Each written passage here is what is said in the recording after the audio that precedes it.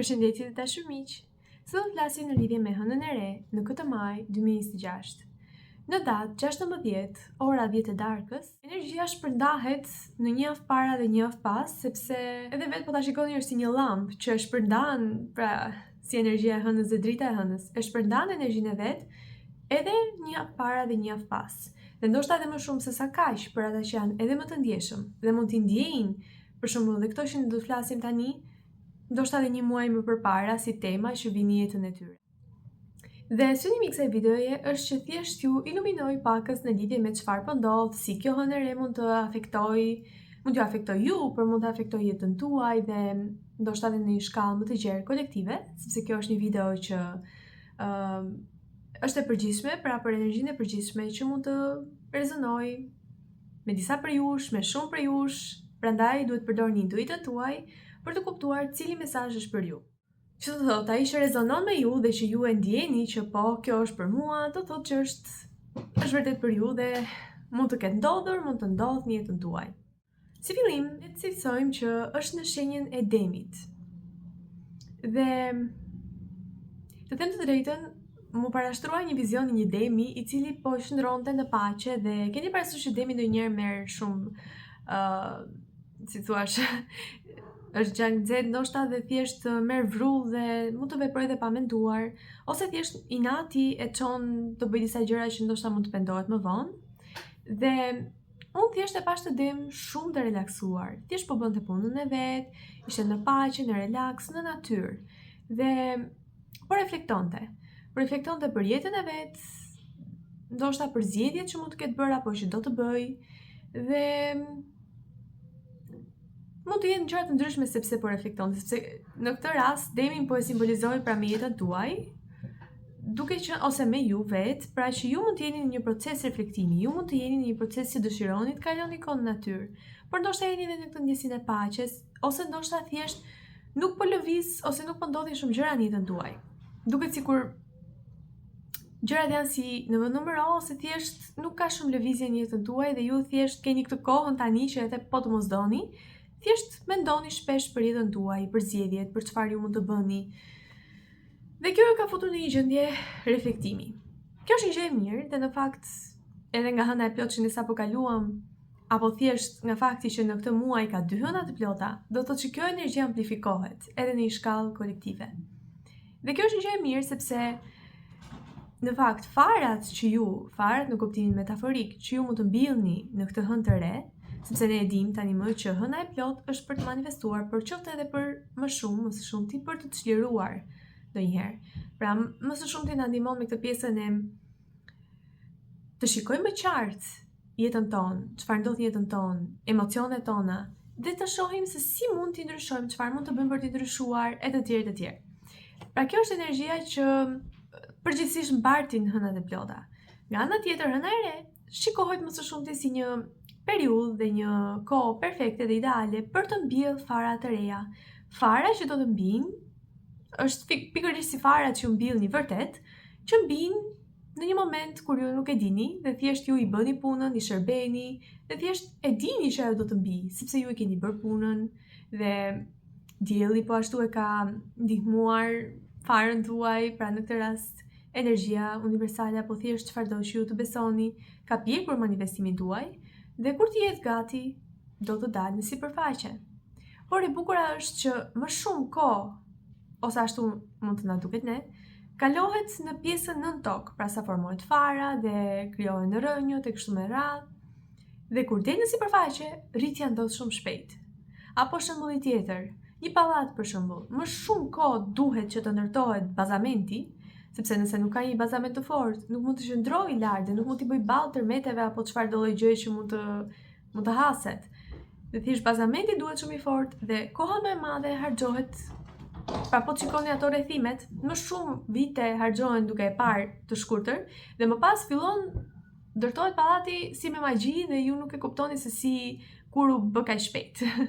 Pra kjo është ideja. Qoftë edhe me pra farat tuaja, manifestimet tuaja. Dhe kjo është një energji, duke qenë se e pash edhe këtë dem shumë të relaksuar dhe duke ecur ngadalë, që do të thotë që ndoshta gjërat mund të fillojnë dhe të marrin atë po më vjen tani ndërmend snowball effect, që do të thotë efekti topit të dëborës, që do të thotë që në momentin që fillon mund të jetë një top shumë i vogël, por duke vazhduar bëhet një top gjigant dhe ky mund të jetë shumë i fuqishëm në jetën tuaj dhe këtë e lidh me faktin që ndoshta do pak kohë që ky top i madh të formohet, ndoshta do pak kohë që kjo bima juaj të mbijë apo pallati juaj të ndërtohet, ndoshta do pak kohë që manifestimi juaj të vijë apo që jeta juaj të marrë këtë lloj ecurie dhe ritmi.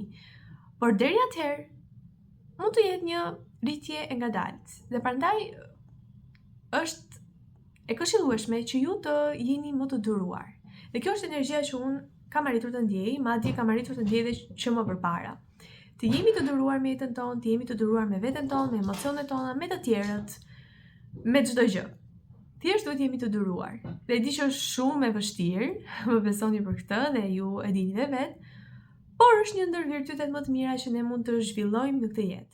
Nga ana tjetër, përveç këtyre temave, mund të dalin sipërfaqe temat, sepse mund të kenë grupe të ndryshme në kolektiv, pra mund të dalin sipërfaqe temat e të diturit të vlerës suaj.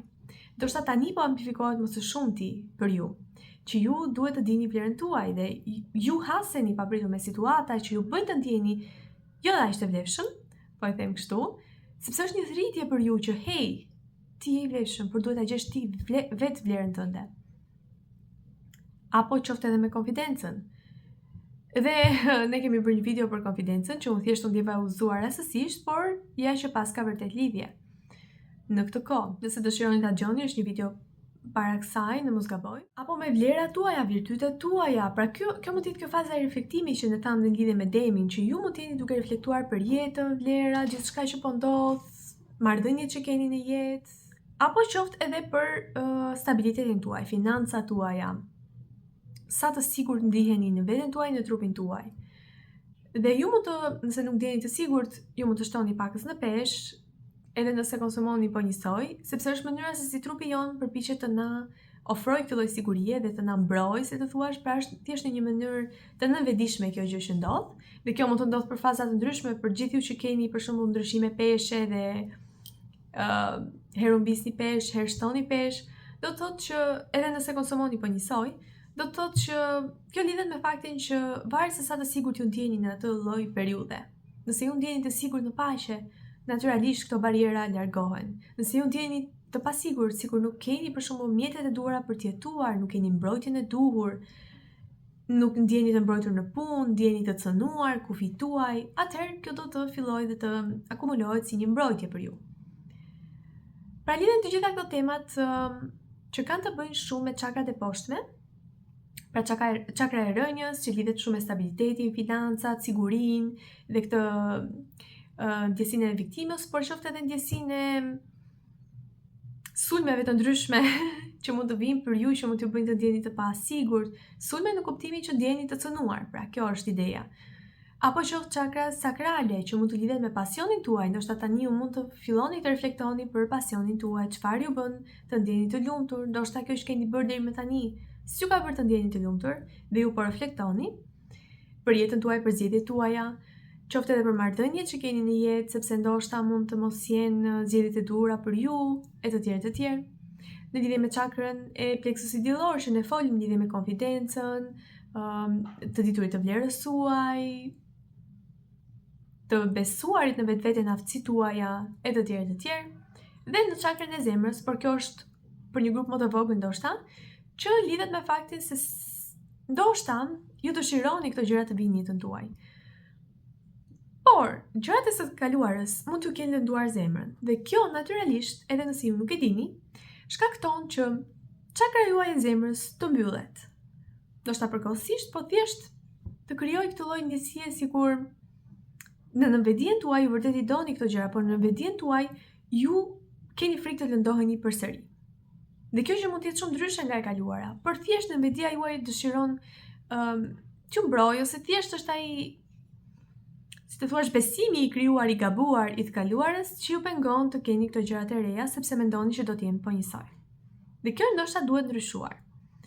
Dhe për gjitha këto, nëse ju keni nevojë për një çakër specifike, për një problem specifik nga kaq sa folëm, ju mund të më kontaktoni mua dhe jam më së lumtur të ndihmoj në lidhje me çfarëdo lloji shqetësimi që të keni dhe Qoftë edhe për të përjetuar këtë ndjesien e paqes dhe relaksit, sigurisht që jam këtu për ju. Kështu që shumë faleminderit. Ju mund të kontaktoni në verastarlife.com, website-in ton tani më, që është edhe më e lehtë për të kontaktuar. Duke vazhduar tani më, sigurisht që do të ketë edhe lidhje kjo pjesa e energjisë së natyrës, pra që ne folëm lidhje me Demin në fillim. Që ju mund të doni natyrisht të kaloni më shumë kohë në natyrë. Ju mund të doni të keni një shtëpi në natyrë. Ju mund të doni të bëni një piknik të vogël, të shkoni me pushime diku në natyrë. Pra në këtë verë ndoshta nuk doni të shkoni në plazh, doni të shkoni në mal, nuk ka asgjë të keqe, doni freski, doni ajër të pastër. Qoftë edhe për shëndetin tuaj, ka shumë njerëz që shkojnë dhe jetojnë në mal për të rikthyer shëndetin e tyre, sepse vetë energjia, ajri i pastër sigurisht shëron natyralisht.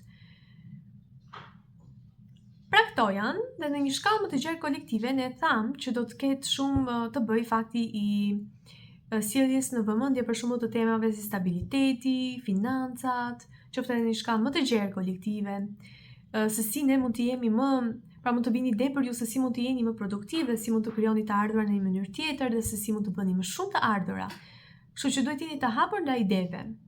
Qoftë edhe në këtë fazë të hënës së re. Uluni dhe reflektoni dhe prisni për idetë që do të vinë. Shkruajni, ose thjesht shkruani dhe ideja mund t'ju vi rrugës, ose thjesht kaloni kohën në natyrë dhe vërtet ideja do t'ju vi. Dhe nëse ju e vendosni synimin paraprakisht, unë jam i ose e hapur që idetë e mia që do të më bëjnë, si të thuash, do të më ndihmojnë të kem më shumë financa, do më ndihmojnë në jetën time, do më ndihmojnë të kem një shëndet më të mirë, do më ndihmojnë të kem një jetë më të mirë, më të balancuar. Jam i ose e hapur që këto ide të vinë gjatë një shëtitjeje në natyrë. Dhe teksa shëtisni, mundohuni të jeni sa më të relaksuar, sa më në paqe, mos ta keni mendjen tek kjo pjesa e idesë që do t'ju vi. Ju e keni thënë që jeni të hapur për këtë ide. Tani më ajo ju gjen kur ju nuk e prisni, dhe kur ju e keni mendjen diku tjetër, por në natyrë dhe thjesht në paqe dhe nuk jeni duke mbi menduar si do bëj këtë, si do bëj atë. Thjesht lejoni vetes 30 minuta paqe gjatë një ecjeje. Çfarë kore paqe, nuk ka rëndësi. Dhe ajo ide do t'ju gjej, jam e bindur për këtë. Dhe thënë kjo mund të ketë edhe një lloj, jo konflikti, por mund të themi, si të thuash, sepse është një thritje për të bërë gjërat si në të kaluarën, që të jetojmë në natyrë, që të jetojmë në kushte sa më minimaliste, sepse kjo është gjendja jonë më në paqe dhe më në relaks dhe më të tokzuar, si thuash, në lidhje me natyrën. Dhe jo të jemi kaq shumë të lidhur me botën materialiste që na krijon këtë ndjesinë e ankthit, këtë ndjesinë nuk kemi kohë, nuk kemi mjete mjaftueshëm, krahasim, pra janë shumë ndjesi që nuk janë shumë të, si të thuash, nuk rezonojnë në këtë pjesën e zemrës dhe në frekuenca të larta, por në frekuenca më të ulta dhe ju mbajnë juve më të rëndë, si të thuash, më të ngrysur, edhe jo të shëndetshëm në një sens. Kështu që është një thritje për të qenë më shumë të lidhur me metodat e vjetra së të jetuarit, por është edhe një thritje për të patur mënyra të reja dhe ide të reja se si mund të jetojmë. Pra janë të dyja së bashku. Dhe ajo që unë ndjej është që këto të dyja do ndërthuren. Dhe kjo është gjë shumë e bukur. Pra të ndërthuret diçka minimaliste, jetesa në natyrë e së kaluarës, me një ide për shembull se si mund të jetohet më mirë në këtë natyrë, pa e dëmtuar natyrën, por duke patur edhe elektricitet, duke patur për shembull ide të reja se si mund të qëndrojmë në natyrë pa e dëmtuar, por të kemi dhe mundësinë që të lidhemi me individë të tjerë, pra të kemi teknologjinë, të kemi në një mënyrë të shëndetshme. Kjo është ideja që po më vjen tani si ndjesi dhe këto mund të shfaqen për ju në mënyra nga më të ndryshmet. Kështu që qëndroni të hapur, janë ide shumë të bukura, do të isha shumë e lumtur nëse ju keni ndonjërin prej këtyre ideve që ta ndani me ne në komente, të ndani eksperiencën tuaj, çfarë keni përjetuar deri më tani nga kaq sa folëm, çfarë keni ndjer. Nëse nëse nuk keni ndjer asgjë, mund të filloni të ndjeni tani më gjatë periudhës së hënës së re. Kështu që shumë faleminderit. Jam shumë e lumtur që ishit pjesë e kësaj videoje, që ndajmë së bashku këto informacione, që jeni pjesë e këtij komuniteti dhe që jeni miqtë e mi dhe që unë jam e kesha juaj në këtë rrugtim. Faleminderit që jemi video tjetër, mirupafshim.